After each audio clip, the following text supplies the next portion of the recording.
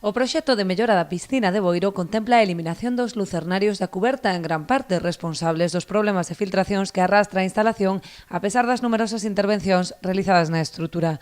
Tamén se sustituirán os materiais do falso teito para facelo máis resistente aos cambios de temperatura e humidade. Se pode modificar os teitos, vamos eliminar os lucernarios, porque son moi problemáticos, meten moitísima agua, entonces iso que vamos a facer, mellorar o que é o tellado, vamos a facer cambios no tellado, depois vamos a facer un cambio no que é no falso teito, que actualmente son de escayola, pero non nos impide controlar os ambientes propios da piscina, tantos como son a elevada humedad, a elevada condensación, a elevada temperatura e a influencia do cloro sobre a escayola, que todo se acaba por xa mete agua ao lucernario, pero a escayola tamén se acaba deteriorando e pudrindo e genera un mal aspecto. A última reforma, pois a fixemos, eu creo que foi hai 5 ou 6 anos, e, nos vemos obrigados a reformar.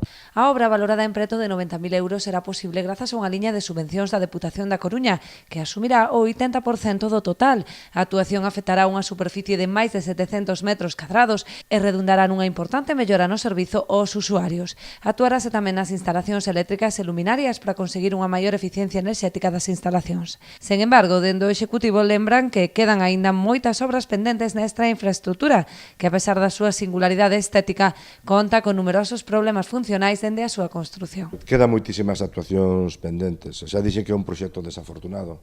Temos un xinasio pequeno que mete agua, tamén, o tellado é plano, con unha construción deficitaria, agrietada, con un subsuelo mal elaborado. Temos que ampliar, que se nos queda pequeno.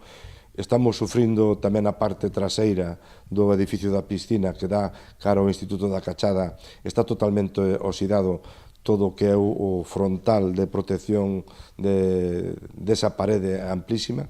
Temos parte do tellado de atrás tamén que está encima do pabellón deteriorado. Nos habíamos feito unha valoración que está cerca aos 40.000 euros nesa parte de atrás.